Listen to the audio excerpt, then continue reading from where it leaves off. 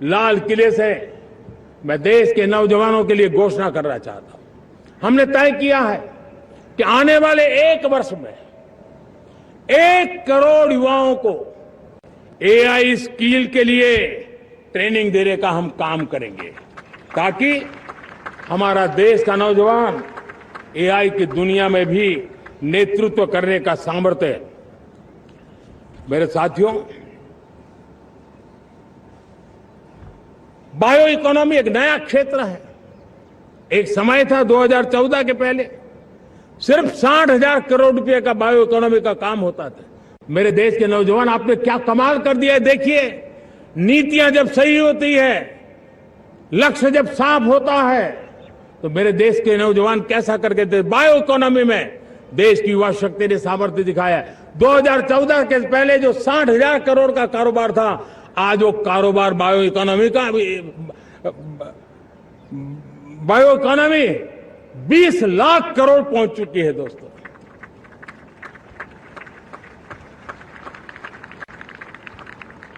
दो 2009-10 का कालखंड था, सिर्फ 25 लाख इलेक्ट्रिक व्हीकल हमारे देश में बिके थे। 1.5 लाख इलेक्ट्रिक व्हीकल बिके थे 2009-10 में। 1.5 लाख इलेक्ट्रिक व्हीकल। इस 25-26 में 25 लाख इलेक्ट्रिक व्हीकल बिके हैं। मेरे प्यारे देशवासियों, एविएशन सेक्टर भी मेरे नौजवानों के लिए बहुत तेजी से आगे बढ़ रहा है। नए एयरपोर्ट, नए रूट, नए नए रोजगार के अवसर बना रहे हैं। मेंटेनेंस, ओवरहॉलिंग, इसके भी कारण देश में बहुत बड़ी मात्रा में स्किल मैन पावर को काम मिल रहा है। मेड इन इंडिया हवाई जहाज बनाने की दिशा में हमने सफलता पाई है। Made in India defence transport aircraft C295 already अपनी उड़ान भर चुका है, सफल उड़ान भर चुका है। ये देश के नौजवानों के लिए, मेरे साथियों, ड्रोन ने भी बहुत बड़ा काम किया है। स्वामित्व योजना, गांव में ड्रोन से स्वामित्व योजना सफल हो रही है। करीब 3.25 करोड़ परिवारों को स्वामित्व योजना का लाभ मिला है और इसके कारण 140 लाख करोड़ रुपए जैसी संपत्ति अनलॉक हुई है, जिसके कारण बैंक से लोन मिल सकता है, लोग अपना कारोबार कर सकते हैं। मेरे प्यारे देशवासियों, हमारे मध्यम वर्गीय परिवारों के सामने एक बहुत बड़ा बोझ बन चुका है कोचिंग क्लासेस की स्पर्धा। हर माँ बाप को लग रहा है कि कोचिंग क्लास में बच्चे को नहीं भेजा तो हम प्रतिष्ठित परिवार नहीं है।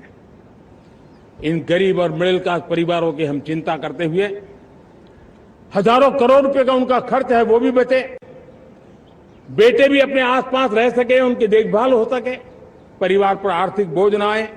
और इसलिए हमने युवाओं के लिए विभिन्न परीक्षाओं की फ्री ऑनलाइन कोचिंग हमने करने का निर्णय किया है। डिजिटल पब्लिक इंफ्रास्ट्रक्चर है, हमारे पास उत्तम टैलेंट है, टीचर्स हैं, उन संसाधनों को जोड़ करके हम देश के नौजवानों को फ्री कोचिंग देने का एक पूरा नेटवर्क हम खड़ा करने वाले हैं। मेरे प्यारे देशवासियों, मैं हमेशा कहता आया हूं, जो खेले वो खिले। जब मैं खेले वो खिले की बात कर रहा हूं, तब मेरे प्यारे देशवासियों, आज भारत खेल की दुनिया में अपनी जगह बना रहा है। अब खेल के पोडियम में भारत का राष्ट्रगीत सुनाई देता है, भारत का राष्ट्रगान सुनाई देता है, भारत का तिरंगा झंडा लहराता दिखाई नजर आ रहा है। टॉप्स योजना ने बहुत बड़ी सफलता पाई है।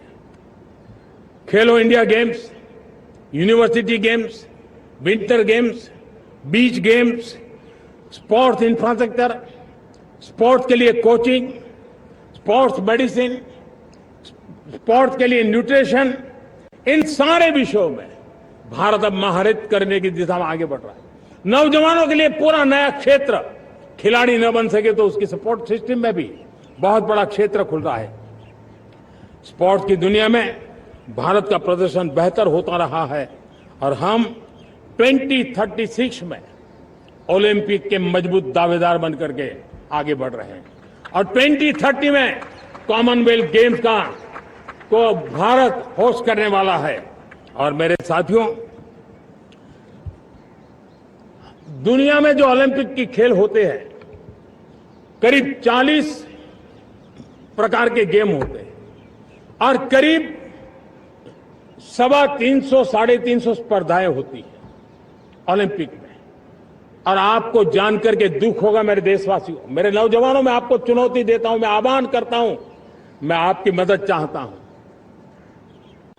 350 जितने स्पर्धाओं में भारत 2/3 खेलों में कहीं होता ही नहीं, हमारी मौजूदगी नहीं होती, हम क्वालिफाई नहीं होते हैं। हमने तय किया है कि 2036 में जो ओलंपिक होगा, हम चाहते हैं कि वो भारत में हो, लेकिन 2036 में जिन विधाओं में आज भारत खेलता नहीं है, जिन विधाओं में भारत क्वालिफाई नहीं करता है, जिन स्पर्धाओं में भारत ने छोड़ के रखा है, 3/4 हिस्सा हमारे इंतजार कर रहा है। भारत उस पर बल देगा और इसके लिए हम टैलेंट हंट का एक अभियान भी चलाना चाहते हैं। हमें अगर 2036 के लिए खिलाड़ी चाहिए तो आज जो 5 साल, 10 साल, 15 साल की उम्र के नौजवान हैं, बेटे हैं, उनके तरफ ध्यान देना होगा, उन बेटियों पर ध्यान देना होगा। और इसलिए 5 से 15 उम्र के बच्चों में खेल प्रतिभा ढूंढने के लिए गांव-गांव, शहर-शहर, स्कूल-स्कूल एक टैलेंट हंट का अभियान चलाया जाएगा। बच्चों की प्रतिभा को देखा जाएगा और फिर उनको स्पेशल ट्रेनिंग देकर के देश के लिए खेलने वाले अच्छे खिलाड़ी बनाए जाएंगे। मेरे प्यारे युवा, देश के सामने, देश के नौजवानों के सामने नशा एक बहुत बड़ा संकट बनता जा रहा है। नशा मुक्त भारत, ये हम सबका सामूहिक दायित्व होना चाहिए। हमारे उज्जवल भविष्य के लिए हमारी युवा पीढ़ी मजबूत हो, हमारा युवा सामर्थ्य हमारे देश के लिए काम आए, इसलिए नशा मुक्त भारत। पिछले दिनों माय भारत के वॉलंटियर्स ने, देश के एनजीओ ने, देश के सामाजिक सांस्कृतिक संगठनों ने, देश के आध्यात्मिक पुरुषों ने मिलकर के नशा मुक्त भारत का 100 सप्ताह का एक कार्यक्रम तय किया है। 100 सप्ताह तक एक अभियान चलने वाला है। मैं हर परिवार को कहना चाहता हूं कि आप भी इस अभियान का हिस्सा बने, आप इसके साथ जुड़िए और देश के नशा मुक्त भारत के सपने को पूरा करने के लिए आप आगे आइए। मेरे प्यारे देशवासियों, 21वीं सदी में दशकों पुरानी जो चुनौतियां हैं, उन चुनौतियों को खत्म करना बहुत अनिवार्य है।